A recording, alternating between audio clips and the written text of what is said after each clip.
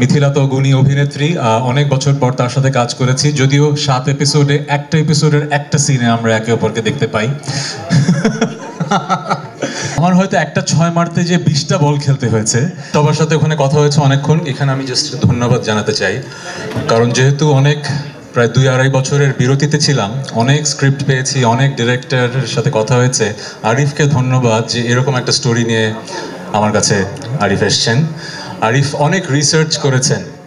একজন ডিরেক্টরের কাজ কিন্তু লাইটস ক্যামেরা অ্যাকশন বলা না, একজন ডিরেক্টরের কাজ কিন্তু গল্পটা বলার পেছনে র্যাশনাল খুঁজে বের করা দিনের পর দিন। সো এই গল্পটা লেখার পেছনে আরিফের অনেক অনেক সময় এবং শ্রম গেছে। সে অনেক মানুষের ইন্টারভিউ করেছে ক্রিকেট জগতের, এবং একদম অন্তর্নিহিত অনেক বিষয় বের করে এনেছে যেটা আমরা হয়তো সাধারণ মানুষরা জানতাম না।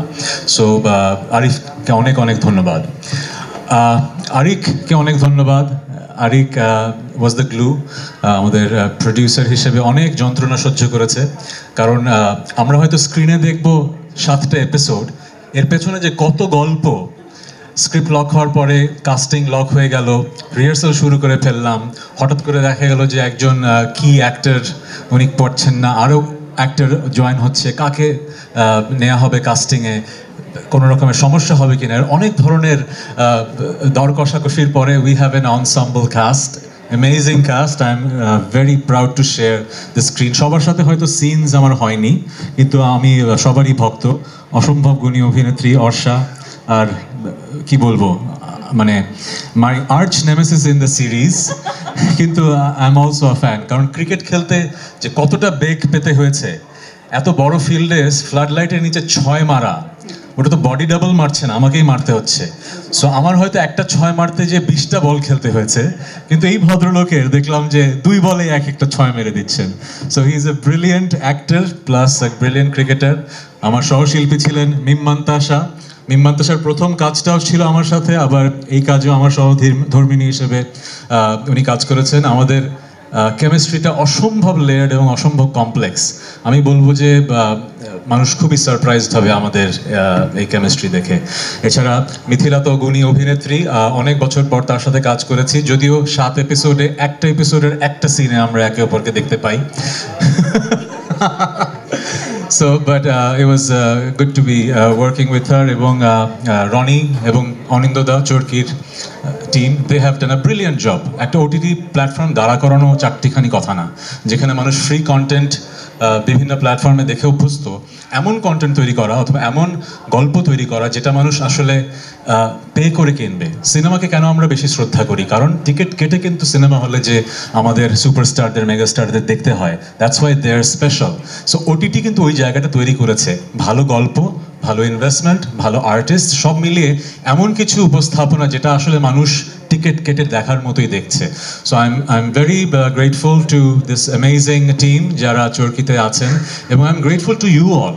আমি ধন্যবাদ জানাই আপনাদের যে বাংলাদেশি আর্টিস্টদের আপনারা কভার করছেন, বাংলাদেশি কাজকে আপনারা কভার করছেন, এবং আমাদের ইন্ডাস্ট্রি কিন্তু গ্রোথ হচ্ছে, সব থেকে গ্রোথ হচ্ছে। অনেকে আমরা নেতিবাচকতা দেখি, আমি কিন্তু ইতিবাচকতা দেখি। 3 বছর আগেও কিন্তু বাংলাদেশের ফিল্ম নিয়ে এত কথা হতো না, এত চর্চা হতো না। হ্যাঁ, অনেকে বলবেন যে অনেক রেশারেশি, অনেক নেগেটিভিটি, বাট স্টিল আমরা কিন্তু বাইরের দেশের ফিল্ম নিয়ে কথা বলছি না। প্রতিনিয়ত বাংলাদেশে কিন্তু বাংলাদেশের ফিল্ম নিয়ে কথা হচ্ছে। এটা কিন্তু 5 বছর আগেও হতো না। So big round of applause to the industry people and you. 5 বছর আগেও কিন্তু বাংলাদেশের ওটিটি কন্টেন্টের একটা প্রেস কনফারেন্সে এরকম 300 জন, আমি জানি না কতজন, 200 জন সাংবাদিক ভাইয়েরা উপস্থিত হতেন না, এত হট্টগোল হতো না।